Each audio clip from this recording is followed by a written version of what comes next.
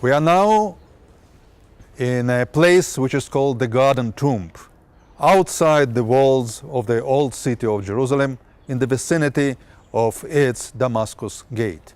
It's here that in the 19th century an ancient rock-cut tomb dating to the Second Temple period was discovered. It was also discovered here an ancient well, indicating that at those times, in the late Second Temple period, there was a huge garden here.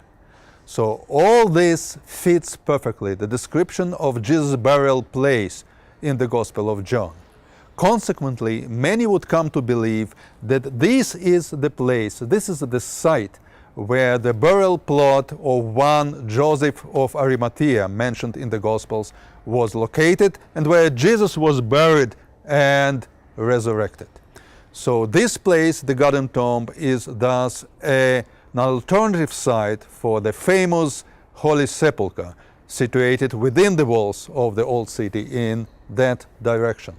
So there is a certain competition between these two sites, but actually maybe there is no real competition, because as the keepers of this site emphasize, actually he is not here, for he is risen.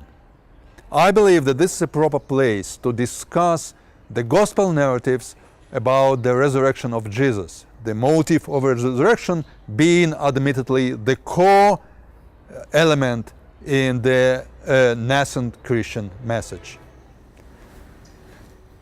We have seen that Jesus in the Synoptic Gospels is presented as siding with a Pharisaic belief in the resurrection of the dead. Moreover, the Synoptic narrative tells us that, siding with Pharisees, Jesus rejects the Sadducees' opposition to the belief. This is confirmed by an independent witness by Josephus Flavius, who also mentions that Sadducees didn't believe in the resurrection.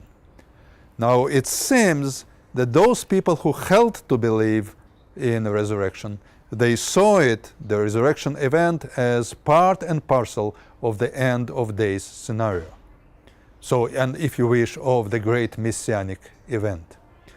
Now, earlier biblical texts do not witness to explicit belief in resurrection. It's only in a later book of Daniel, from the mid-2nd century before Common Era, in its concluding chapter, that we find the clear reference to the resurrection. So I read from chapter 12. "And that time shall arise Michael, the great prince, who has charge of your people. Michael as a heavenly angel, Michael as a heavenly patron of the people of Israel. And there shall be a time of trouble, such as never has been since there was a nation till that time. But at that time your people shall be delivered, everyone whose name shall be found written in the book. And many of those who sleep in the dust of the earth," that's of course people who are dead, "shall awake, some to everlasting life, and some to shame and everlasting contempt. And those who are wise shall shine like the brightness of the firmament, and those who turn many to righteousness like the stars forever and ever."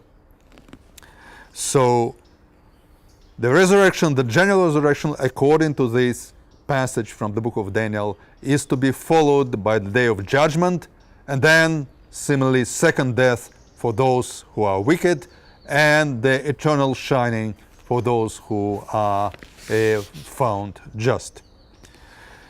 It stands to reason that Jesus' disciples experienced his appearance to them after his death. Of course, we cannot know exactly what kind of experience it was, but it seems that that kind of experience is what stands behind the traditions, the stories of his resurrection.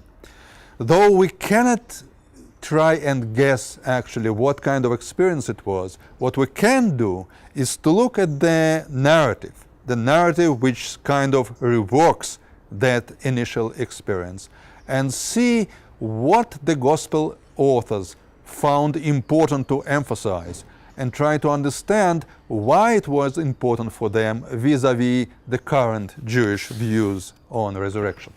So let us first take a look at Luke chapter 24, the end of Luke's Gospels.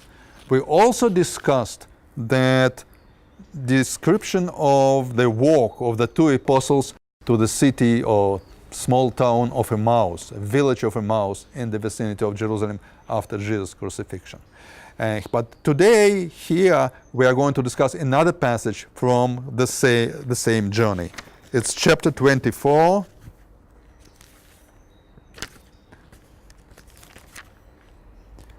starting from verse 28. So they drew near to the village to which they were going. They, two apostles, and Jesus, whom they met on their road but didn't recognize at first. He, Jesus, appeared to be going further, but they constrained him, saying, "Stay with us, for it is toward evening, and the day is now far spent." So he went in to stay with them. When he was at table with them, he took the bread and blessed it and broke it and gave it to them. So already here we have that element, the resurrected Jesus who participates in a meal. And this motive will be taken further in the narrative. So if we go to verse number 36, Jesus is already in Jerusalem appearing before the rest of the disciples. And they were saying this, as they were saying this, Jesus himself stood among them, but they were startled and frightened, and supposed that they saw a spirit. So that's how our gospel writer describes or portrays the reaction of the disciples. The first reaction seeing resurrected Jesus was that they were seeing an apparition. Now the post-mortem appearances, I wouldn't say that it was a regular thing, but post-mortem appearances of some important people were reported throughout Jewish and general history. And of course we have plenty of accounts, for example, of post-mortem appearances of Prophet Elijah in later rabbinic literature. But our author doesn't want anything to do with it. He presents it as an initial reaction of the apostles only in order to repel it. And he says, "And he said," Jesus said to them, "Why are you troubled, and why do questionings rise in your hearts? See my hands and my feet, that it is I myself. Handle me and see.